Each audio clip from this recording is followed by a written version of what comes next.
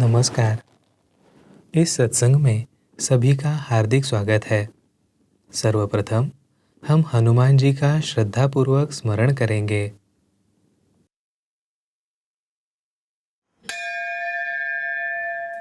मनोजवं मारुततुल्यवेगं जितेन्द्रियं बुद्धिमतां वरिष्ठं वातात्मजं वानरयूथमुख्यं श्रीरामदूतं शरणं प्रपद्ये। बुध कौशिक ऋषि द्वारा रचे श्री राम रक्षा स्तोत्र के इस प्रसिद्ध श्लोक का अर्थ है, मन और वायु की भांति जिनकी वेगवान गति है, सर्व इंद्रियों पर जिनका नियंत्रण है, बुद्धिमानों में जो श्रेष्ठ हैं, ऐसे वायुपुत्र वानर समुदाय के अधिपति श्री राम के दूत हनुमान जी के चरणों में मैं शरण आया हूँ। हनुमान जी की उपासना भारत में और भारत के बाहर भी की जाती है। हनुमान जी के गुण और उनका सामर्थ्य अद्भुत है। ऐसा होते हुए भी वे नम्र, विनयशील, अहंकार शून्य और आज्ञाकारी हैं। इसी कारण श्री राम भक्त हनुमान सभी के लिए आदर्श हैं। ऐसे हनुमान जी की स्तुति करने वाला श्री हनुमान चालीसा स्तोत्र उत्तर प्रदेश के संत तुलसीदास जी ने रचा है। संत तुलसीदास जी का जन्म वर्ष 1511 में हुआ। वर्ष 1623 में उन्होंने देहत्याग किया।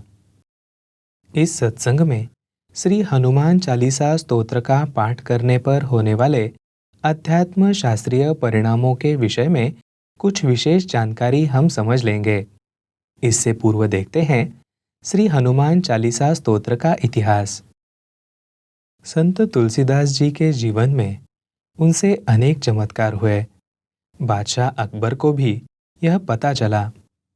इस कारण अकबर ने तुलसीदास जी को दरबार में बुलाया और कोई चमत्कार करके दिखाने के लिए कहा।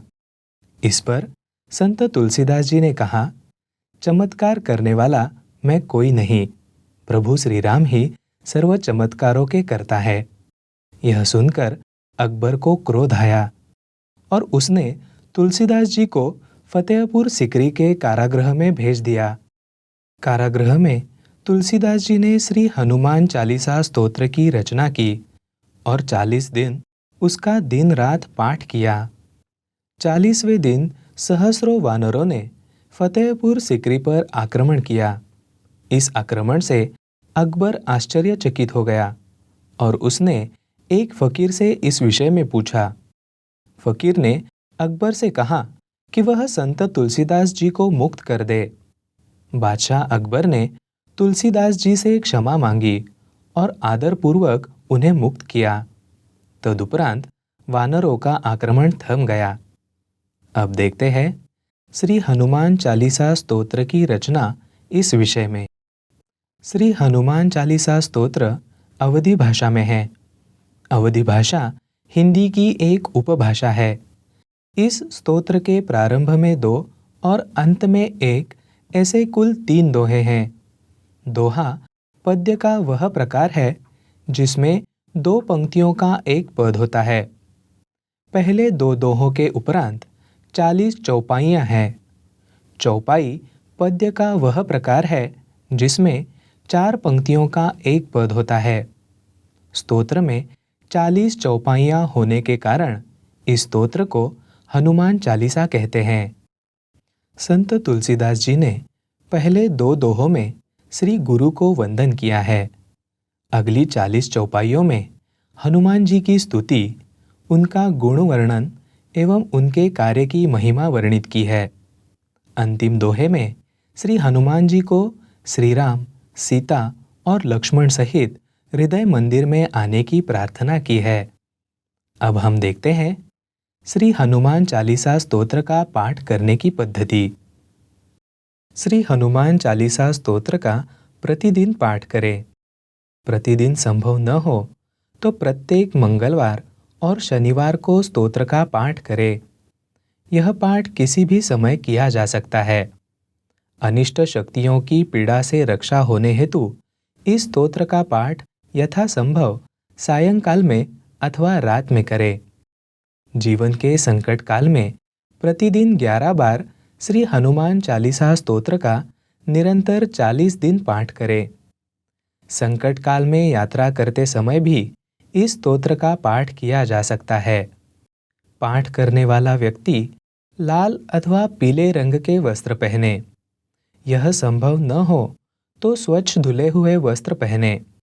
स्वच्छ की गई भूमि पर लाल रंग का आसन रखकर उस पर पालथी मारकर बैठे। जिनके लिए पालथी मारना संभव नहीं वह कुर्सी पर बैठें। पाठ करते समय सामने एक कलश में जल भरकर रखें। पाठ होने के उपरांत कलश में रखा जल दिन भर तीर्थ के रूप में ग्रहण करें। सायंकाल में हाथ पैर मुंह धोकर पाठ करें।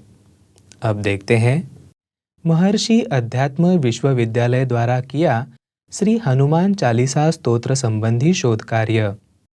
महर्षि अध्यात्म विश्वविद्यालय और स्पिरिचुअल साइंस रिसर्च फाउंडेशन के कुछ साधकों को पंच ज्ञानेंद्रिय, मन एवं बुद्धि के परे के सूक्ष्म स्तरीय सूत्रों का ज्ञान होता है। विशिष्ट कृत्य अथवा वस्तु के संदर्भ में इस प्रकार से स्पष्ट हुए सूक्ष्म स्तरीय सूत्र चित्र रूप में प्रस्तुत किए जाते हैं। अब देखते हैं श्री हनुमान चालीसा स्तोत्र का पाठ करने के सूक्ष्म स्तरीय परिणाम। यह चित्र श्रीमती योयावाले स्पिरिचुअल साइंस रिसर्च फाउंडेशन ने बनाया है। व्यक्ति के अनाहत चक्र पर भाव का वलय कार्यरत होता है। व्यक्ति के मणिपुर चक्र पर शक्ति का चक्राकार वलय कार्यरत होता है। शक्ति के कार्यरत चक्राकार वलय से शक्ति के कण ब्रह्मांड में विद्यमान हनुमान तत्व की ओर प्रवाहित होते हैं। व्यक्ति के आज्ञा चक्र पर हनुमान तत्व का प्रवाह आशीर्वाद स्वरूप में आकृष्ट होता है। हनुमान तत्व का वलय व्यक्ति के आज्ञा चक्र पर कार्यरत होता है। व्यक्ति के अनाहत चक्र पर चैतन्य का प्रवाह आकृष्ट होता है। चैतन्य का वलय अनाहत चक्र पर कार्यरत होता है। परिणाम स्वरूप व्यक्ति के शरीर के सर्व ओर बना कष्टदायक शक्ति का आवरण दूर होता है। चैतन्य का कवच व्यक्ति के शरीर के सर्व ओर निर्मित होता है। इस चित्र से श्री हनुमान चालीसा स्तोत्र का पाठ करने का आध्यात्मिक स्तर का महत्व स्पष्ट हुआ होगा। श्री हनुमान चालीसा स्तोत्र का पाठ करने के लाभ बुद्धिवादियों को स्पष्ट हो, इस उद्देश्य से महर्षि अध्यात्म विश्वविद्यालय की ओर से वैज्ञानिक प्रयोग किया गया। इसे विस्तार से समझने के लिए अब देखते हैं श्री हनुमान चालीसा स्तोत्र का पाठ करने के आध्यात्मिक परिणामों का वैज्ञानिक शोध कार्य। दिनांक 28 मार्च 2019 को श्री हनुमान चालीसा स्तोत्र का पाठ करने के परिणाम जांचने हेतु महर्षि अध्यात्म विश्वविद्यालय की ओर से यूनिवर्सल ऑरा स्कैनर नामक उपकरण की सहायता से परीक्षण किया गया। इस उपकरण की सहायता से प्रयोग में सहभागी घटकों की ऊर्जा और उनका प्रभामंडल मापा जाता है। इस प्रयोग में सहभागी घटक थे तीव्र आध्यात्मिक पीड़ाग्रस्त साधक और आध्यात्मिक पीड़ा रहित साधक। आध्यात्मिक पीड़ा का अर्थ है व्यक्ति में नकारात्मक स्पंदन होना। आध्यात्मिक पीड़ा प्रारब्ध, पितृदोष अर्थात पूर्वजों की अतृप्ति से उत्पन्न कष्ट आदि आध्यात्मिक स्तर के कारणों से होता है। आध्यात्मिक पीड़ा का निदान संत अथवा सूक्ष्म स्पंदनों की जानकारी रखने वाले साधक कर सकते हैं। प्रयोग में सहभागी दोनों साधकों ने श्री हनुमान चालीसा स्तोत्र का पाठ स्वतंत्र रूप से किया। अब देखते हैं प्रयोग से प्राप्त निरीक्षण। इसमें पहला सूत्र है नकारात्मक ऊर्जा का प्रभामंडल। यहाँ ध्यान रखने योग्य बात यह है कि किसी भी व्यक्ति में नकारात्मक ऊर्जा हो सकती है। तीव्र आध्यात्मिक पीड़ाग्रस्त साधक की इंफ्रारेड नकारात्मक ऊर्जा का प्रभामंडल पाठ के पूर्व 2 मीटर 12 सेंटीमीटर था। पाठ के उपरांत वह 0 मीटर हो गया, अर्थात 2 मीटर 12 सेंटीमीटर घटा। आध्यात्मिक पीड़ा रहित साधक में इंफ्रारेड नकारात्मक ऊर्जा नहीं पाई गई। तीव्र आध्यात्मिक पीड़ाग्रस्त साधक की अल्ट्रावायोलेट नकारात्मक ऊर्जा का प्रभामंडल पाठ के पूर्व 1 मीटर 36 सेंटीमीटर था।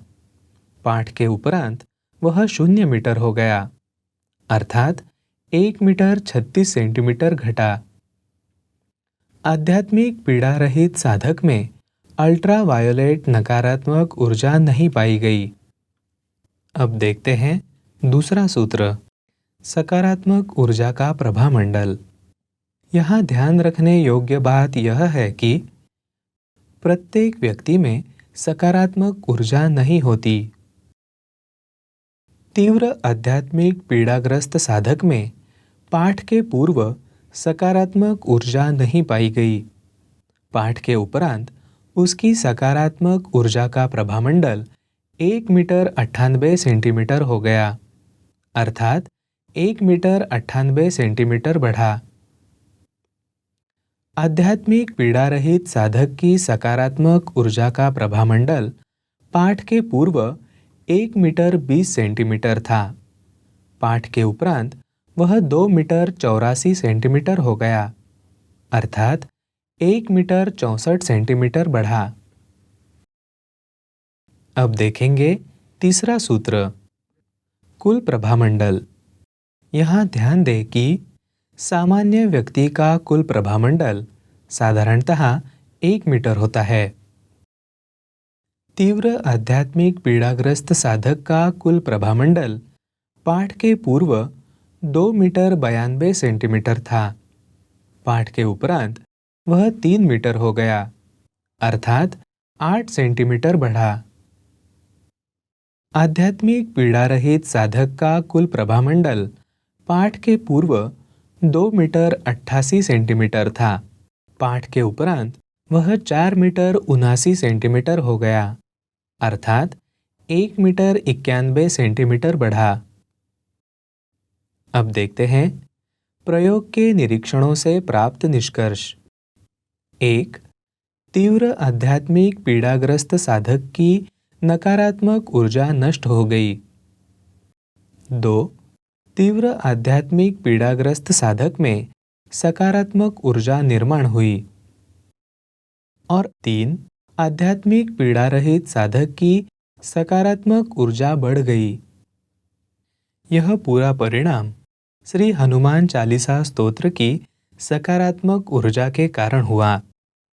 श्री हनुमान चालीसा स्तोत्र के केवल एक बार ही किए पाठ से ये लाभ हुए। इससे दिन में 1 से अधिक बार और अनेक दिन इस स्तोत्र का पाठ करने पर अधिक लाभ होगा, यह स्पष्ट है। महर्षि अध्यात्म विश्वविद्यालय की ओर से किए जाने वाले इस प्रकार के वैज्ञानिक शोध संबंधी अधिक जानकारी प्राप्त करने के लिए अथवा इस कार्य में सहायता करने हेतु हमारा ईमेल पता है mav.research2014@gmail.com। इस शोध कार्य से श्री हनुमान चालीसा स्तोत्र के पाठ के कारण आध्यात्मिक स्तर पर निर्माण होने वाली शक्ति के विषय में हमें जानकारी मिली। अब देखते हैं श्री हनुमान चालीसा स्तोत्र के पाठ से आध्यात्मिक स्तर पर शक्ति निर्माण होने का कारण। संस्कृत में स्तोत्र शब्द की व्याख्या है स्तूयते अनेन इति, अर्थात जिसके माध्यम से देवता की स्तुति की जाती है वह स्तोत्र है। किसी भी स्तोत्र में देवता की स्तुति के साथ ही स्तोत्र पाठ करने वाले के चारों ओर कवच अर्थात सूक्ष्म संरक्षक आवरण निर्माण करने की शक्ति भी होती है। साथ ही स्तोत्र पाठ से होने वाले लाभों के संदर्भ में स्तोत्र रचने वाले ऋषियों अथवा संतों का संकल्प होता है। संत तुलसीदास जी द्वारा रचा गया श्री हनुमान चालीसा स्तोत्र शक्ति की अनुभूति देने वाला स्तोत्र है। इस स्तोत्र का अर्थ समझकर और भावपूर्ण रूप से पाठ करने पर शक्ति निर्माण होती है और पाठ करने वाले को उसका लाभ होता है। अब देखते हैं श्री हनुमान चालीसा स्तोत्र का पाठ करने से होने वाले लाभ। श्री हनुमान चालीसा स्तोत्र का पाठ करने से होने वाले लाभ इस स्तोत्र में ही बताए हैं। वे इस प्रकार हैं। 1. भूत और पिशाच के कारण होने वाली बाधाओं से रक्षा होती है। 2. संकटों से रक्षा होती है और कठिन परिस्थिति का सामना करने की शक्ति प्राप्त होती है। 3. भय दूर होता है, मन शांत होता है और व्यक्ति सकारात्मक बनता है। 4. सर्व प्रकार के रोग और जीवन की समस्याएं दूर होती है। इस सत्संग में दी गई जानकारी सनातन संस्था द्वारा प्रकाशित ग्रंथों में उपलब्ध है। हनुमान जी के चरणों में कृतज्ञता पूर्वक वंदन कर यह सत्संग यहाँ समाप्त करते हैं। नमस्कार।